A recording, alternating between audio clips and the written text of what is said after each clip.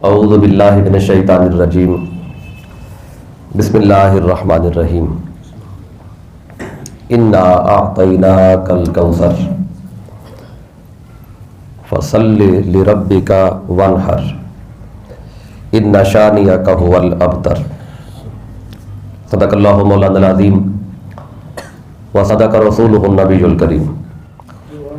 اس پر تمام مفسرین کا اتفاق ہے کہ میرے آقا صلی اللہ علیہ وسلم کو جو ابتر ہونے کا طعنہ ملا کہ معاذ اللہ مصطفیٰ صلی اللہ علیہ وسلم کی نسل جو ہے وہ کٹ گئی، جو کہ عرب کے اندر ابتر اسے کہتے تھے جس کی نرینہ اولاد باقی نہ رہے، جس کی نرینہ اولاد ختم ہو جائے۔ جو کہ بیٹیوں کے پیدا ہونے پر تو وہ خوشی نہیں ہوتے تھے، بیٹیوں کی ولادت پر تو وہ لوگوں سے منہ چھپاتے پھرتے تھے، تو بیٹی کے ذریعے اولاد کا آگے بڑھنا اس کو وہ اپنا خوشی کا اظہار اس میں نہیں ہوتا تھا، اس کو اولاد نہیں سمجھتے تھے۔ بیٹے کے ذریعے نسل کا آگے بڑھنا اس کو وہ کہتے تھے کہ یہ نسل جو ہے نا وہ باقی ہے۔ تو جب انہوں نے دیکھا کہ آقا صلی اللہ علیہ وسلم کے بیٹے حضرت عبداللہ رضی اللہ تعالیٰ عنہ جب ان کی وفات ہوتی ہے تو اس وقت یہ ابو جہل بھی، ابو لہب بھی، اور پھر عاص بن وائل، تو یہ سارے مل کر طعنہ زنی کرتے ہیں۔ اور ابو لہب کے بارے میں بھی ہے کہ جس رات حضرت عبداللہ میرے آقا کے اس فرزند کا وصال ہوتا ہے تو یہ میرے آقا صلی اللہ علیہ وسلم کے دشمن جتنے تھے ان سب کے پاس جا کر، خود بھی دشمن تھا، اور سب کے پاس جا کر کہنے لگا کہ باترا محمد لیلہ، کہتے ہیں آج جو رات گزری ہے اس رات محمد صلی اللہ علیہ وسلم معاذ اللہ ابتر ہو گئے، ان کی نسل کٹ گئی، ان کا نرینہ اولاد نہیں رہی ان کی۔ پھر ادھر عاص بن وائل جو تھا اس نے بھی طعنے دیے۔ اس کے بارے میں آتا ہے کہ میرے آقا صلی اللہ علیہ وآلہ وسلم کعبۃ اللہ سے، مسجد حرام سے میرے آقا باہر نکل رہے تھے اور یہ اندر داخل ہو رہا تھا، یعنی نکلتے ہوئے اس کے ساتھ آمنا سامنا ہو گیا کہ انہ علیہ السلام کان یخرج من المسجد والعاص بن وائل السہمی یدخل، آقا نکل رہے تھے اور یہ داخل ہو رہا تھا۔ جب آمنا سامنا ہوا تو فلتقیا فتحدثا، تو جب ملاقات ہوئی تو دونوں کی آپس میں بات ہوئی، آقا سے اس نے بات کی، تو بات جو بھی کی اس نے وہی طعنہ دیا جو طعنہ دینا تھا، یا کوئی بھی اس نے آپس میں بات کی۔ تو جب وصنادید قریش فی المسجد فلما دخل قالوا من الذی کنت تتحدث معه، تو بعد میں جو قریش کے سردار تھے جب وہ عاص بن وائل سے ملے تو انہوں نے اس سے پوچھا تو کس سے بات کر رہا تھا، تیری بات کرنے کی آواز ہم نے سنی ہے لیکن ہم نے پتہ نہیں چلا تو نے بات کس سے کی۔ اب اس نے جب باقی جو قریش کے سردار تھے ان کو جواب دیا تو کیا کہا، فقال ذالک الابتر، کہتے وہ جو ابتر ہو گیا ہے نا میں اس سے بات کر رہا تھا۔ طعنہ دیا، آقا کا نام نہیں لیا، کہتا میں محمد سے بات کر رہا تھا، نہیں کہا، کہتا ہے ذالک الابتر، معاذ اللہ جو ابتر ہیں میں ان سے بات کر رہا تھا۔ تو یہ طعنہ جب ہوا، طعنہ ملا میرے آقا کو مختلف ذرائع سے، تو میرے آقا کے دل پہ بوجھ تھا، تکلیف تھی، اسلام کی مخالفت پہلے ہی ہو رہی تھی، لیکن ادھر جب نرینہ اولاد کے جانے پہ ویسے بھی دکھ ہوتا ہے، بیٹا بھی چھڑ جائے اس پہ ہر بندے کو تکلیف ہوتی ہے، تو میرے آقا کا دل رنجیدہ تھا۔ تو جب دل رنجیدہ ہوا تو اس وقت اللہ نے مصطفیٰ کے دل پر سورۃ الکوثر کو نازل کیا، سبحان اللہ، اور تسلی دینے کے لیے تاکہ مصطفیٰ کا رنج اور مصطفیٰ کا غم جو ہے یہ ختم ہو جائے، کم ہو جائے۔ اب یہ اس کا شان نزول ہے۔ اور جب آیتیں نازل ہوئیں تو اللہ نے فرمایا انا اعطیناک الکوثر، اے حبیب یہ طعنہ دیتے ہیں آپ کو ابتر ہونے کا، ہم نے آپ کو کوثر عطا کر دیا۔ فصل لربک وانحر، آپ اپنے رب کی نماز بھی پڑھیں اور قربانی بھی کریں۔ ان شانئک هو الابتر، جو آپ کا دشمن ہے ابتر وہی ہوگا۔ اب اللہ تعالیٰ نے یہ غیب کی بات بتا دی۔ اب اس تناظر میں یہ آیتیں آئی ہیں تو اب اس صورت کے اندر جو اگلی سمجھنے والی بات ہے تو اس میں یہ کہ یہ جو کوثر ہے، آپ نے سنا ہے کہ ایک حوض ہے، حوض کوثر اسے کہا جاتا ہے۔ تو اس کو چونکہ یہ اس پہ کوئی دوسری رائے نہیں ہے، صحیح بخاری میں، صحیح مسلم میں، جامع ترمذی میں اور بھی کتب حدیث میں بڑی کثرت کے ساتھ حوض کوثر کے بارے میں ساری وضاحت آئی ہے۔ وہ حوض کیسا ہوگا، وہ حوض اس کے اندر جو پانی ہوگا اس کا رنگ کیسا ہوگا, اس کا ذائقہ کیسا ہوگا, تو وہ ٹھنڈا ہوگا کہ گرم ہوگا, پئیں گے تو کیسا لگے گا, پھر وہ جو نہر ہوگی, وہ نہر کس طرح بہتی ہوگی, اس کی لمبائی کیا ہے, اس کی چوڑائی کیا ہے, اور پھر اگلی بات کہ اس نہر سے, اس حوض سے کیا ہر کوئی مصطفیٰ سے جام پیے گا یا کوئی پیے گا. آج یہ باتیں اس کی وضاحت میں کرنا چاہتا ہوں تاکہ آج حوض کوثر پر جتنی ضروری باتیں ہیں وہ آج مکمل ہو جائیں. تو آج کی نشست میں سورۃ الکوثر کی جو تفسیر ہے 3 آیتوں کی, آج اس تفسیر کی طرف بھی نہیں جا پائیں گے. آج ہم حوض کوثر کیا ہے, کیسا ہے, اور کون کون اس حوض سے جام پیے گا, کیا ہر کوئی پیے گا یا کوئی پیے گا. تو اب یہ آج اس کو ہم نے سمجھنا ہے. تو جو لوگ حوض کوثر سے محروم ہوں گے قیامت والے دن, میرے آقا نے 1400 سال پہلے ان کا بتا دی, تاکہ ہر بندہ اپنی اصلاح کر لے, کہیں یہ نہ ہو کہ اس دن اس حوض کے جام سے محروم نہ ہوئے کھڑے ہو, ہمارا شمار ان میں نہ ہو. اگر اس دن پتہ چلتا پینے جائیں اور ادھر سے حوض سے جام نہ ملے مصطفیٰ کی بارگاہ سے, تو بندہ کہے گا کہ ہمیں کیوں نہیں مل رہا, اور اس دن کہا جائے اس وجہ سے نہیں مل رہا, بندہ کہے کہ مجھے اس بات کا پتہ ہی نہیں تھا. تو آج میں وہ بات بتانے لگا ہوں کہ ملنا کس کس کو ہے, تاکہ قیامت کے دن مخدوم رشید والے یہ نہ کہیں جی ہمیں تو کسی نے بتایا نہیں تھا, بس ہمیں تو یہی بتایا گیا تھا کہ بس حوض کوثر ہے, قیامت کے دن پیاسے ہوں گے تو وہاں سے پئیں گے, اور جب ایک جام پئیں گے نا, حدیث میں آگے میں ساری وضاحت بتاتا ہوں, ایک جام پئیں گے تو پھر 50,000 سال کا دن ہے. تو آقا فرماتے ہیں پھر اسے کبھی پیاس لگے گی ہی نہیں. ایک جام پینے کے بعد پیاس ہی نہیں لگنی. اب وہ جام ہر بندہ پینا تو چاہتا ہے, لیکن ملنا ہر ایک کو نہیں ہے. تو آج اس لیے وہ حصہ جو ہے وہ میں آخر میں بتاؤں گا. اس سے پہلے یہ جو حوض کوثر ہے, تو یہ اس کے بارے میں ایک حدیث میں نہیں آیا, یعنی کسی حدیث میں اس کی لمبائی چوڑائی کا آیا ہے, اور کسی حدیث میں کہ حوض پہ برتن کتنے ہوں گے, یعنی پینے والے تو اتنے ہوں گے, تو برتن تھوڑے ہوں تو لائن لگی کھڑی ہوگی. پاکستان والا حال ہو جائے گا, تو وہاں پاکستان والا حال نہیں ہونا, لائن لگنے کی ضرورت نہیں پڑنی. حوض اتنا بڑا ہے, برتن اتنے ہوں گے کہ بندوں کو, ہر بندے کے لیے برتن موجود ہوگا. اب یہ جتنی تفصیل ہے حوض کوثر کی ایک حدیث میں نہیں ملتی, کچھ بخاری میں ہے, کچھ مسلم میں ہے, کچھ جامع ترمذی میں ہے, کچھ مسند احمد بن حنبل میں ہے, یعنی سیاہ ستہ اور باقی کتب حدیث کو ساری جمع کریں پڑھے تو پھر جا کے خاکہ ذہن میں آتا ہے. اگر آپ میں تو کوئی بندہ پڑھنا چاہے تو کسی کو کچھ ملے گا, کسی کو کچھ ملے گا, لیکن یہاں آپ کو سارا ایک ہی نشست میں مل جائے گا. تو اب میں وہ مختلف حدیثوں میں چونکہ اس کا ذکر ہے, تو جتنا جتنا اس میں ضروری ہے وہ میں آپ کو بتاتا ہوں. تو سب سے پہلی حدیث پاک جو کوٹ کرنا چاہتا ہوں, یہ صحیح مسلم کتاب الصلاۃ میں آئی ہے, پھر ابو داؤد کتاب السنہ کے اندر یہ حدیث پاک موجود ہے, پھر اسی طرح یہ حدیث پاک جامع ترمذی کے اندر بھی موجود ہے. یعنی یہ جو حدیث کوٹ کرنے لگا ہوں, جس میں حضرت انس بن مالک رضی اللہ تعالی عنہ وہ بیان کرتے ہیں, کہتے ہیں کان بین رسول اللہ صلی اللہ علیہ وسلم ذات یوم بین اظہرنا, کہتے ایک دن آقا صلی اللہ علیہ وسلم آپ ہمارے اندر تشریف فرما تھے, صحابہ کرام بیٹھے ہیں, میرے آقا تشریف فرما ہے.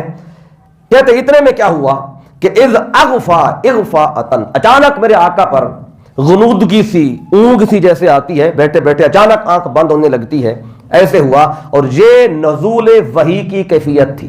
سبحان اللہ. آقا پر جب وحی کا نزول ہونے لگتا تھا تو یہ کیفیت ہوتی تھی. وہ صحابی کہتے ہیں کہ اذ اغفاء اچانک آقا ہمارے ادھر باتیں کر رہے ہیں, ہم حضور سے سن رہے ہیں, باتیں ہو رہی ہیں, بیٹھے بیٹھے اچانک اونگ سی آئی, ہمیں پتہ چل گیا کہ وحی آ رہی ہے, قرآن کا نزول ہو رہا ہے مصطفیٰ کے دل پر.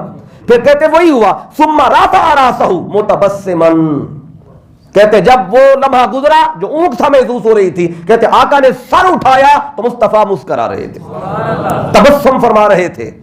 تو کہتے ہیں پہلے جو کیفیت تھی اس میں تبسم نہیں تھا, تو اب چونکہ اچانک تبسم آیا, فقلنا, صحابی کہتے ہیں ہم نے آقا سے پوچھا, ما اضحکک یا رسول اللہ, آقا ذرا بتائیں کس بات نے آپ کو ہنسایا ہے, چونکہ وحی میں کچھ ایسی بات ہوئی ہے نا اس وحی کے اندر. تو اب یہ ایک اور بات ضمن آپ کو بتا دوں، چونکہ اس میں ہنسنے کی بات ہے، آقا مسکرائے، تو محدثین کا یہ طریقہ ہے جب وہ حدیثیں بیان کرتے ہیں جس میں آقا کے مسکرانے کی بات ہو تو وہ کہتے ہیں پہلے مسکراؤ پھر حدیث سنو، تاکہ اس کے ساتھ وہ مناسبت ہو جائے، یعنی آقا مسکرائے نا اس بات پر تو پھر مومن بھی مسکرائے، تو اس کو مسکرا کے سنتے ہیں۔ آئی تو ما اضحکا کا یا رسول اللہ، عرض کیا آقا آپ کو کس بات نے ہنسایا ہے؟ اس سے پتہ چلتا ہے اس سے پہلے آقا دوسری کیفیت میں تھے، ہنسنے کی کیفیت نہیں تھی، پریشانی کی کیفیت تھی، کیونکہ تانے مل رہے تھے معاذ اللہ، مصطفیٰ ابتر ہو گئے، نسل کٹ گئی معاذ اللہ، ادھر سے یہ تانے تھے، مصطفیٰ پریشان تھے، صحابہ بیٹھے تھے، اچانک وحی کا نزول ہوا تو آقا نے سر اٹھایا تو چہرے پہ تبسم، تو عرض کیا کہ کس بات نے ہنسایا؟ قال صلی اللہ علیہ وآلہ وسلم، آقا نے فرمایا انزلت علی آنفا سورۃ، آقا کہتے ابھی ابھی مجھ پر ایک سورت نازل ہوئی ہے، تو پھر پوچھا کون سی سورت؟ فقرا بسم اللہ الرحمن الرحیم، تو میرے آقا نے بسم اللہ پڑھی، اس کے بعد پڑھا انا آتیناک الکوثر فصلی لربک وانحر ان شانئک ھو الابتر، آقا کہتے ہیں یہ سورت مجھ پہ ابھی ابھی نازل ہوئی ہے۔ جب یہ آقا نے سورت پڑھ دی نا تو ثم قال صلی اللہ علیہ وسلم، پھر آقا نے صحابہ سے فرمایا اتدرون مل کوثر، کہ پتہ ہے تمہیں کوثر کیا ہے؟ صحابہ سے پتہ ہے کوثر کیا ہے؟ صحابی کہتے ہیں فقلنا اللہ ورسولہ عالم، کہتے ہیں ہم نے عرض کیا آقا یا اللہ جانتا ہے یا اللہ کا رسول جانتا ہے، ہمیں کیا پتہ کوثر کا، ہم تو نام ہی پہلی بار سن رہے ہیں۔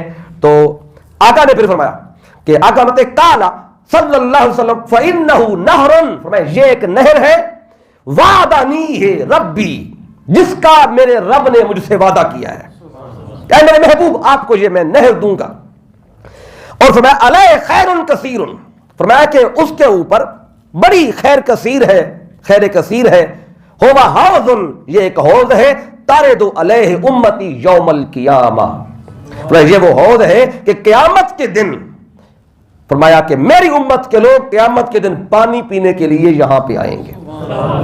اب اس حدیث میں میرے آقا صلی اللہ علیہ وسلم نے کوثر کا کہہ کر کہ مجھ پہ سورۃ الکوثر نازل ہوئی، ساتھ ہی بتا دیا کوثر کیا ہے، فرمایا کہ یہ ایک نہر ہے، نہر، پھر نہر کا پانی چونکہ آ کے جہاں جمع ہوتا ہے وہ حوض کہلاتا ہے، اس لیے اسے کہتے ہیں حوض کوثر، یہ اس نہر کوثر کا جو پانی جمع ہو گیا تاکہ یہ اس کا حوض ہے، اسے حوض کوثر کہا جاتا ہے۔ اب اس حدیث پاک میں میرے آقا نے فرمایا اتنی ایک اور آگے بات بھی کی ہے، لیکن اس اگلی حدیث میں اس کی وضاحت زیادہ آئے گی تو اس کے ساتھ میں اس کو جوڑوں گا۔ تو میرے آقا صلی اللہ علیہ وسلم رنجیدہ تھے، تو جب اللہ کہتا ہے ہم نے کوثر عطا کیا تو آقا کا رنج ختم ہو گیا، ملال ختم ہو گیا، دکھ ختم ہو گیا، اور اس پریشان چہرے پر مسکراہٹ آئی۔ سبحان اللہ، اللہ یہی تو چاہتا تھا کہ میرا محبوب پریشان نہ ہو بلکہ حضور مسکرائیں۔ نعرہ تکبیر، نعرہ رسالت، نعرہ حیدری۔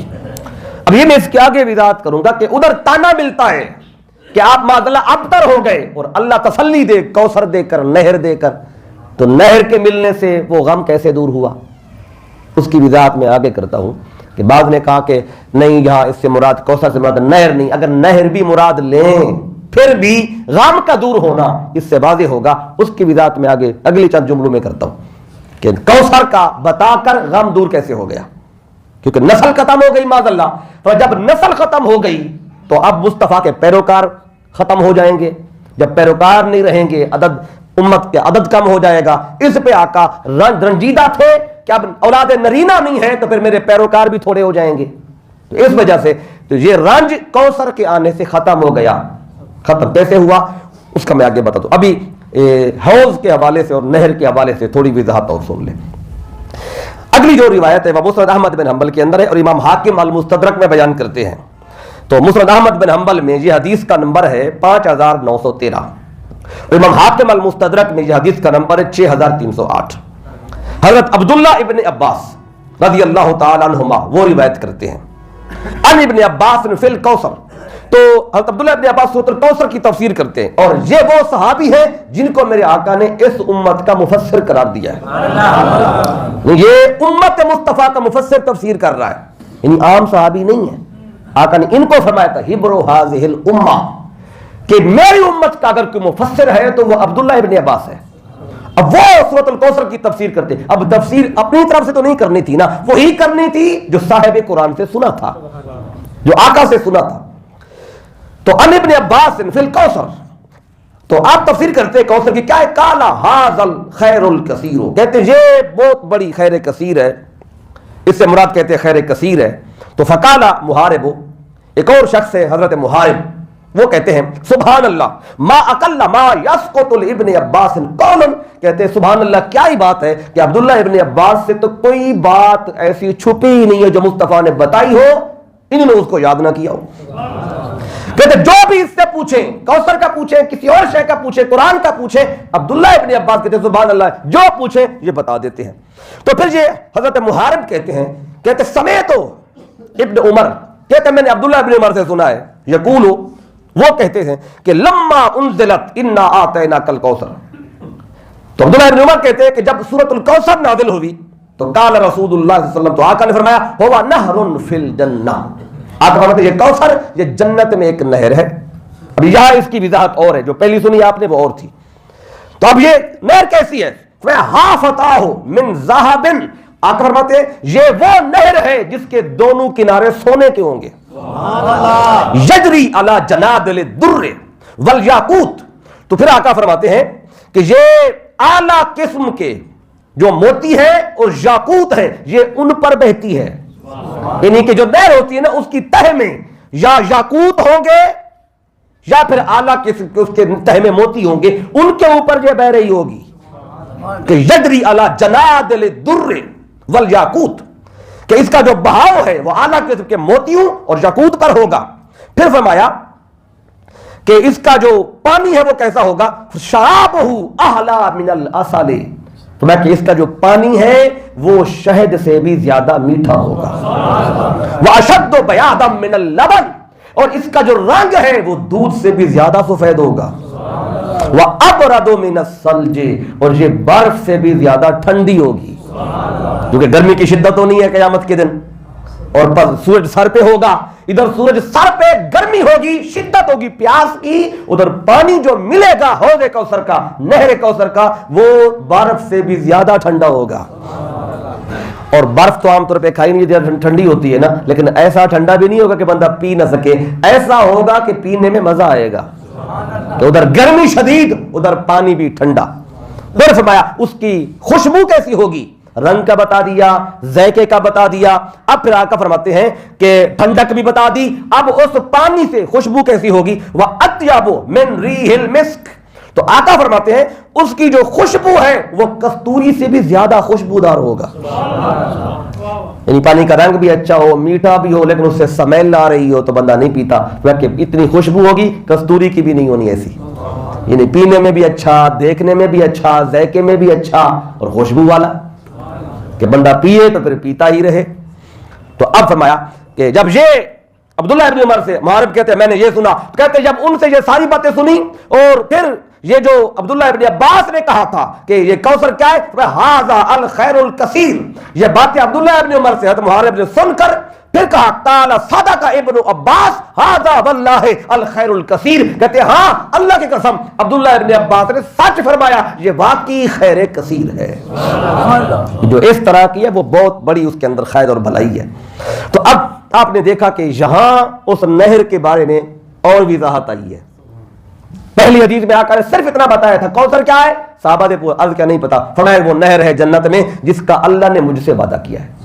اب یہاں پھر اس نہر کا کنارے کیسے ہوں گے, وہ بہے گی تو اس کے نیچے, وہ یہاں کو نہریں ہو نا, نیچے کیچڑ ہوتا ہے, پتھر پڑے ہوتے ہیں, گندگی پڑی ہوتی ہے, اوپر پانی بہ رہا ہوتا ہے, لیکن وہ جو نہر ہوگی اس کے نیچے موتی پڑے ہوں گے, یاقوت پڑے ہوں گے, اس طرح کی وہ نہر ہوگی. تو اب ایک اور حدیث جو تیسری کوٹ کرنا چاہتا ہوں, اب اس میں وہ نہر کے اندر کا حال کیا ہوگا وہ پتا چلا. اب اگلی حدیث پاک میں وہ حوض کوثر پر پھر جو پینے والے آئیں گے ان کی جو تعداد جو کہ زیادہ ہونی ہے, جب تعداد زیادہ ہونی ہے تو اس کے لیے برتن بھی زیادہ چاہیے. اچھا ایک بات اور بھی آپ اس کی وضاحت کر دوں ساتھ ہی, کہ یہ جو حوض کوثر ہے, حوض قیامت کے دن تو یہ حوض صرف مصطفیٰ کو نہیں ملنا، ہر نبی کے لیے اللہ نے ایک حوض بنایا ہے۔ اب یہ حدیث پاک سن لیں، اور یہ جامع ترمذی میں حدیث پاک ہے، اور حدیث کا نمبر ہے 2443 کہ میرے آقا فرماتے اِنَّا لِكُلِّ نَبِيٍّ حَوْضًا، فرمایا کہ اللہ نے ہر نبی کے لیے قیامت والے دن ایک حوض بنایا ہے۔ صرف آقا کے لیے حوض نہیں ہوگا، ہر ایک، چونکہ قیامت کا دن ہے نا، گرمی ہونی ہے تو پھر پیاس لگنی ہے، تو اس پیاس کو بجھانے کے لیے ہر نبی کے امتی نبی کے پاس آئیں گے تو ان کو پیاس لگی ہوگی، تو ہر نبی کے لیے اللہ نے حوض بھی بنا دیا۔ اب ہوگا کیا؟ اِنَّ لِكُلِّ نَبِيٍّ حَوْضًا، ہر نبی کے لیے ایک حوض ہوگا۔ وَإِنَّهُمْ يَتَبَاهَوْنَ أَيُّهُمْ أَكْثَرُ وَارِدَةً، تو آقا فرماتے ہیں کہ وہ آپس میں جو پیغمبر ہیں ایک دوسرے پر فخر کریں گے کہ کس کے حوض پر پانی پینے والے زیادہ جمع ہوتے ہیں۔ آپس میں وہ فخر کریں گے، اور ہر ایک کی کوشش ہوگی کہ میرے پاس پینے والے زیادہ ہوں۔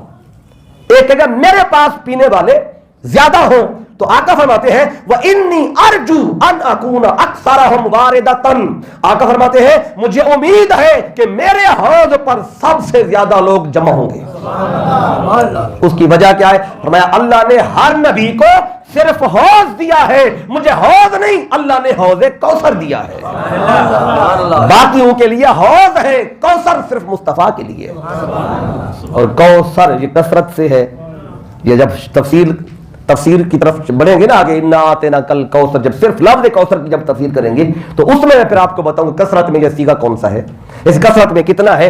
اتنا پتہ چلتا ہے کوثر یہ کثرت کی انتہا، تو حوض اور کے لیے بھی ہوں گے لیکن کوثر صرف مصطفیٰ کے لیے ہوگا۔ کیوں؟ اس حوض پر کثرت کی بھی انتہا ہو جائے گی، پینے والوں کی کثرت کی انتہا یہاں ہونی ہے، اس لیے کہتے ہیں مجھے امید ہے میرے پینے والے زیادہ ہوں گے۔ ہر نبی کی کوشش ہوگی میرے زیادہ ہوں، لیکن آقا کے زیادہ ہونے۔ اب یہ جامع ترمذی میں حدیث پاک تھی، تو یہ میں نے ساتھ ہی آپ کو بتا دیا، جو کہ حوض کی بات ہو رہی ہے تو ہر نبی کے لیے حوض ہونا ہے۔ اب اگلی جو حدیث پاک ہے تو اس میں حوض کوثر کے اوپر جتنے برتن ہونے ہیں نا، برتنوں کا ذکر، بلکہ ایک صحابی نے پوچھ لیا، ایک صحابی نے سوال کر لیا آقا حوض کوثر ہوگا، ٹھیک ہے، تو پانی پینے کے لیے جب آئیں گے تو برتن تھوڑے نہ ہوں، لائن نہ لگنی پڑے، کسی کو پہلے ملے، کسی کو بعد میں، کسی کو 5 گھنٹے بعد، کسی کو کتنے عرصہ بعد، تو آقا پھر وہ برتن کتنے ہوں گے؟ اب یہ حدیث پاک سنیں، یہ صحیح مسلم کتاب الفضائل میں حدیث ہے، اور حدیث کا نمبر ہے 2300۔ یہاں میرے آقا نے اس کی اور وضاحت فرما دی ہے۔ حضرت ابو ذر رضی اللہ تعالیٰ عنہ آپ روایت کرتے ہیں، کہتے ہیں قل تو یا رسول اللہ صلی اللہ علیہ وسلم، انہوں نے خود آقا سے سوال کیا، کیا کہا؟ ما آنیت الحوض، آقا بتائیں حوض کے اوپر برتن کتنے ہوں گے، برتن کی تعداد کیا ہے؟ تو آقا فرماتے ہیں قال صلی اللہ علیہ وآلہ وسلم والذی نفس محمد بیدہ، اس ذات کی قسم جس کے قبضہ قدرت میں میری جان ہے، لآنیتہ اکثر من عدد النجوم السماء وکواکبہا، آقا فرماتے ہیں کہ اس ذات کی قسم جس کے قبضہ قدرت میں میری جان ہے کہ حوض کوثر کے جو برتن ہیں وہ جتنے بھی آسمان پہ ستارے اور سیارے ہیں ان کی تعداد سے بھی زیادہ ہے۔ لیکن برتنوں کی تعداد آسمان کے ستاروں اور سیاروں کی تعداد سے بھی زیادہ ہے۔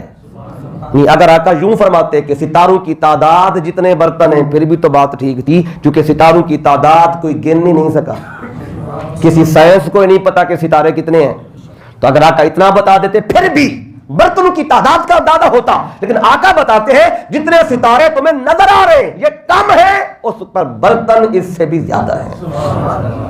اچھا، جس رات چاند چمک رہا ہو تو ستارے تھوڑے نظر آتے ہیں، تو اب آقا نے اس کی بھی وضاحت کر دی ہے کس رات کے ستاروں کی تعداد کی بات ہو رہی ہے، لیکن آقا نے کتنی وضاحت فرمائی، کیا فرمایا؟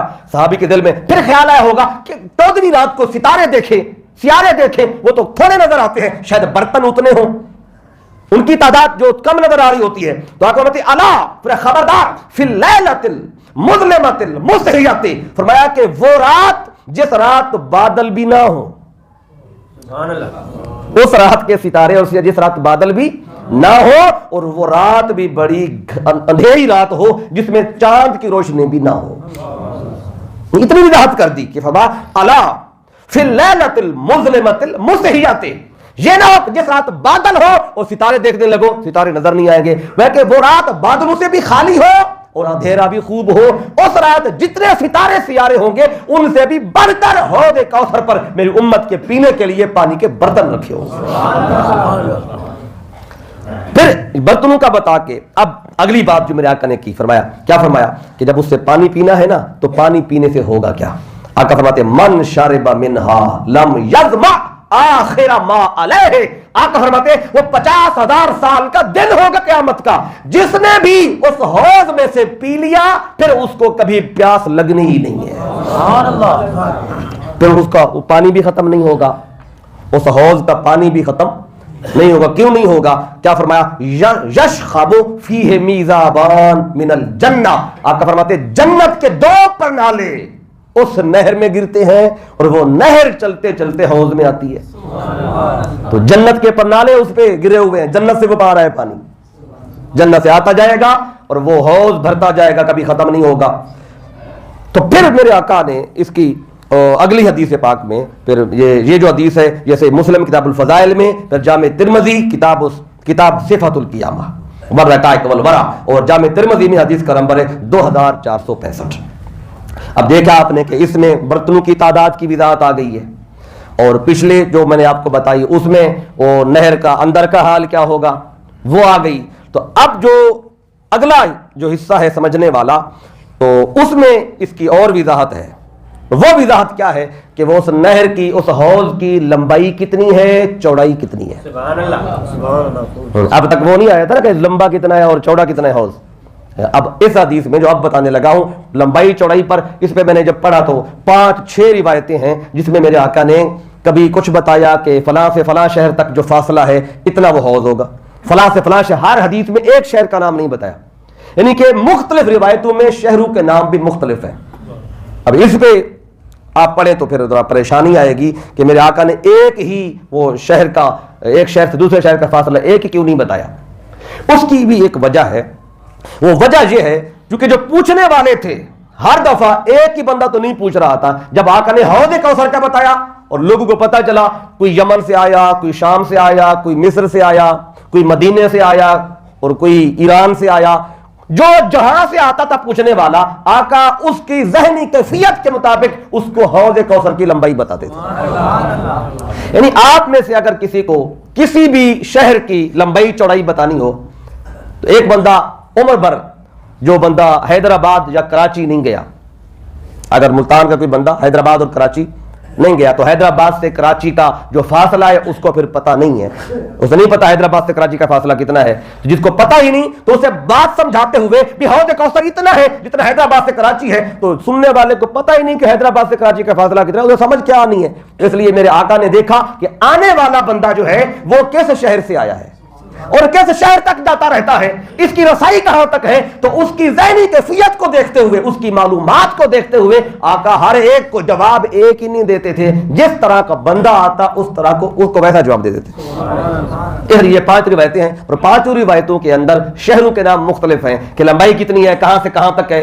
اور صحیح مسلم میں لمبائی اور چوڑائی دونوں کی بات پہلے آپ کو بتا دوں، آقا فرماتے ہیں اردہ مثل طولہ، یہ صحیح مسلم اس کا حدیث کا نمبر ہے 2300۔ فرمایا کہ جو حوض کوثر ہے اس کا جتنا عرض ہے اتنا ہی اس کا طول ہے، سبحان اللہ، یعنی کہ یہ حوض کوثر مربع شکل میں ہوگا، مستطیل شکل میں نہیں ہے، یعنی چاروں طرف سے ایک جیسا کہ امتی جہاں سے بھی آ جائیں مسئلہ نہ ہو، امتی جدھر سے بھی آ جائے یہ مربع شکل میں ہے، ادھر سے بھی جتنی لمبائی ہے ادھر بھی اتنی، ادھر بھی اتنی اور ادھر بھی اتنی ہے، جدھر سے بھی آ جائیں، یہ مستطیل نہیں ہے، یہ مربع ہے، کہ ارضہ مثل طولہ، اللہ نے اس کا عرض و طول برابر رکھا ہے۔ اب اس کی لمبائی چوڑائی جب آقا نے سمجھائی ہے تو صحیح بخاری میں حدیث پاک ہے، اور صحیح بخاری میں حدیث کا نمبر ہے 6577۔ حضرت عبداللہ ابن عمر رضی اللہ تعالیٰ عنہما آپ روایت کرتے ہیں کہ میرے آقا نے فرمایا امامکم حوض کما بین جرباء وعذرھا۔ اب میرے آقا نے ملک شام کے یہ 2 علاقے ہیں ان کا نام لیا، ایک جربا اور دوسرا عذرھا۔ اب یہ جو ملک شام کے لوگ ہیں ان کو ان علاقوں کا پتا تھا، جو ملک شام سے آئے، تو جب آقا نے ان کو بتایا ان کے علاقوں کا نام لیا کہ فرمایا تمہارے سامنے میرا حوض ہے اور وہ اتنا بڑا ہے جتنا جربا اور عذرا شام کے 2 علاقے ہیں جن کا ان کے درمیان جتنا فاصلہ ہے اتنا لمبا میرا حوض ہے. اب ان کو آقا نے یہ بتایا. پھر حضرت حارثہ رضی اللہ عنہ وہ روایت کرتے ہیں کہ میرے آقا نے کہتے ہیں میرے سامنے حوض کا ذکر کیا. جب آقا نے حوض کا ذکر کیا تو حضرت حارثہ کہتے ہیں میں نے آقا سے سنا, اور یہ بھی صحیح بخاری میں حدیث ہے اور حدیث کا نمبر 6591.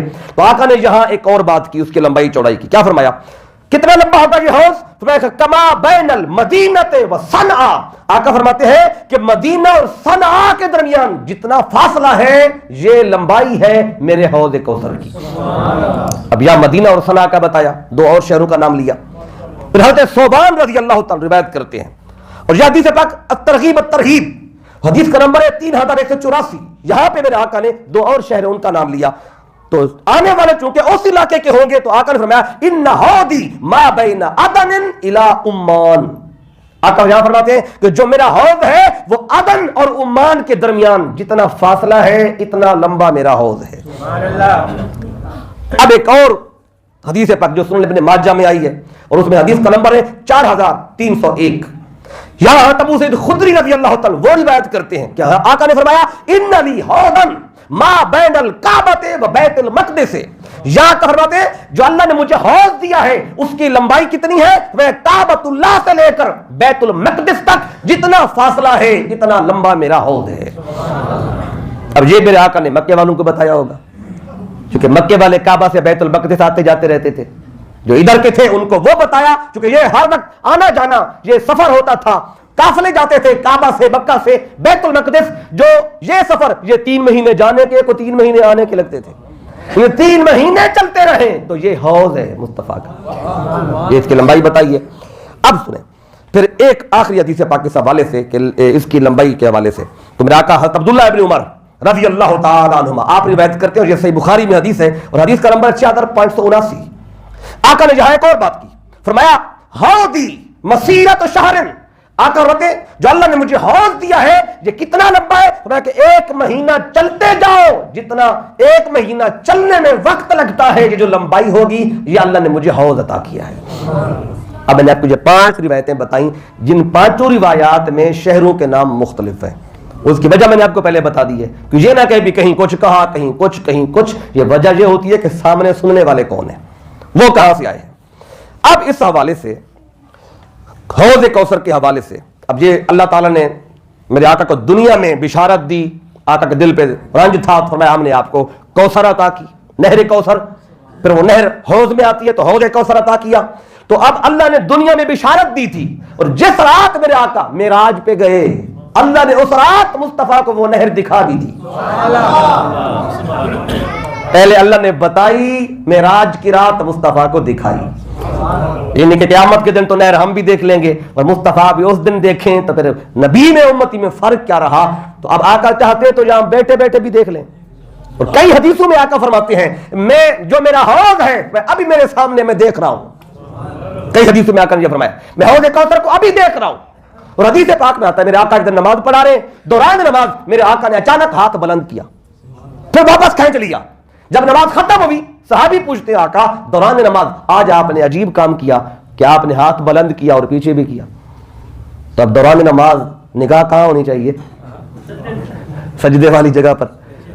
ہمارے لیے حکم ہے سجدے والی جگہ پہ, لیکن صحابیوں کی نگاہ دوران نماز بھی مصطفیٰ کی طرف ہوتی تھی.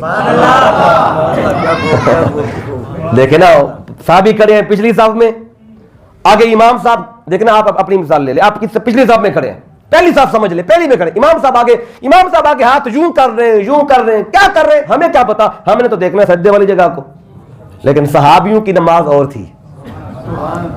آج لوگوں کی نمازیں اور طرف چلی گئی ہیں, کہتے ہیں نماز میں مصطفیٰ کا دھیان ہی نہ آئے, نماز میں مصطفیٰ کا دھیان ہی نہ آئے. اور صحابی کہتے ہیں نماز میں مصطفیٰ کا دھیان جائے ہی نہ. وہ کہتے تھے کہ نماز میں بھی مصطفیٰ کو دیکھتے رہیں. اب کس کی مانے, صحابیوں کی مانے یا آج کل کے لوگوں کی مانے؟ اگر نماز میں مصطفیٰ کا دھیان آنے سے نماز ٹوٹتی تھی نہیں ہوتی تھی تو صحابہ تو تکتے ہی مصطفیٰ کو تھے, حضور کو تکتے رہتے. آقا نے ہاتھ اٹھایا تو پھر ہاتھ کھینچ لیا. صحابی پوچھتے آقا آج آپ نے یہ کیا, پہلے تو کبھی ایسا نہیں کیا.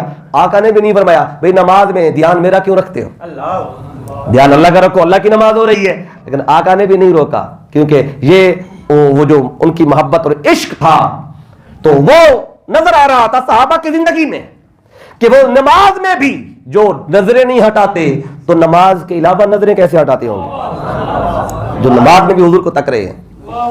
اچھا پھر میرے آقا نے کیا جواب دیا؟ فرمایا میں مصلی پہ کھڑا تھا، اچانک میں نے نگاہ اٹھائی تو وہاں میں نے جنت کو دیکھ لیا، اور جنت میں نے دیکھا وہ پھل ہیں، انگور کے گچھے تھے، کہ میں نے ہاتھ اٹھایا تو میرا ہاتھ جنت میں پہنچ گیا، اور میں نے ایک انگور کا گچھا توڑ بھی لیا، اور جب توڑنے کے بعد میں نے کہا اپنے غلاموں کو کھلاؤں گا، تو پھر خیال آیا کہ جو جنت کا پھل کھا لے پھر اسے بھوک ہی نہیں لگتی تو پھر تو بھوک، فرمایا کہ یہ کھا لیں گے تو ان کو بھوک ہی نہیں لگنی، اور پھر آزمائش اور امتحان کہاں؟ فرمایا کہ پھر میں نے وہ واپس دے دیا، یعنی کہ کھڑے کھڑے ہاتھ اٹھائے تو جنت بھی پہنچ جاتا ہے، جنت تک لیں تو آقا یہاں کھڑے کھڑے بھی حوض کو دیکھ لیتے، لیکن جب معراج کی رات آئے نا، اب وہ حدیث سنیں، اب یہ حدیث پاک یہ صحیح بخاری کتاب التفسیر، امام بخاری نے جب سورۃ الکوثر کی تفسیر پر 2 روایتیں کوٹ کی ہیں، 2، اب ان میں سے ایک روایت یہ ہے اور اس میں حدیث کا نمبر ہے 4680، حضرت انس بن مالک رضی اللہ تعالیٰ عنہ وہ روایت کرتے ہیں، کہتے لما اورجا بنبی اللہ فی الجنہ او کما قال صلی اللہ علیہ وسلم، تو صحابی کہتے ہیں جس رات اللہ کے نبی کو معراج کرایا گیا یا جیسے مصطفیٰ نے معراج کی رات فرمایا، کہتے ہیں کہ اورد لہ نہر حافظہ الیاقوت المججب او قال المجوف، کہتے ہیں کہ اس رات میرے آقا کو نہر کی زیارت کرائی گئی، آقا پر نہر پیش کی گئی جس کے دونوں کنارے خولدار یاقوت کے تھے۔ پھر مصطفیٰ کا ایک فرشتہ تھا تو میرے آقا اس فرشتے نے فضرب الملک الذی معہ یدہ فاستخرج مسکا، جو ساتھ فرشتہ چل رہا تھا اس نے اس نہر میں ہاتھ مارا تو مسک کو باہر نکالا، مسک جو خوشبو تھی، فقال محمد، میرے آقا نے فرمایا للملک الذی معہ، جو فرشتہ ساتھ تھا اس نے آقا نے فرمایا ما ھذا، آقا کہتے یہ کیا ہے جو نہر ہے اس پہ ہاتھ مارا، یہ کیا ہے؟ تو قال الکوثر، وہ فرشتہ کہتے آقا یہی تو وہ نہر کوثر ہے، الذی آتاک اللہ، جو اللہ نے آپ کو عطا کی ہوئی ہے، یعنی اعلان کر دیا تھا جب آپ مکے میں تھے انا اعطیناک الکوثر، آپ کو عطیہ اللہ نے کر دی ہے، آج معراج کی رات ہے، یہ نہر اللہ نے آپ کو دکھا بھی دی ہے۔ نعرہ تکبیر، نعرہ رسالت، نعرہ حیدری۔ اب اس نہر کوثر اور حوض کوثر کے حوالے سے آخری روایت سن لیں، تو میں نے کوشش کی کہ آج میں آپ کو وہ بھی بتاؤں کہ حوض کوثر سے محروم کون ہوں گے اور پیئیں گے کون، لیکن یہ مضمون رہ گیا ہے، تو اگلی جو ہماری نشست ہوگی وہ ساری اسی پر میں کروں گا کہ اس حوض سے کس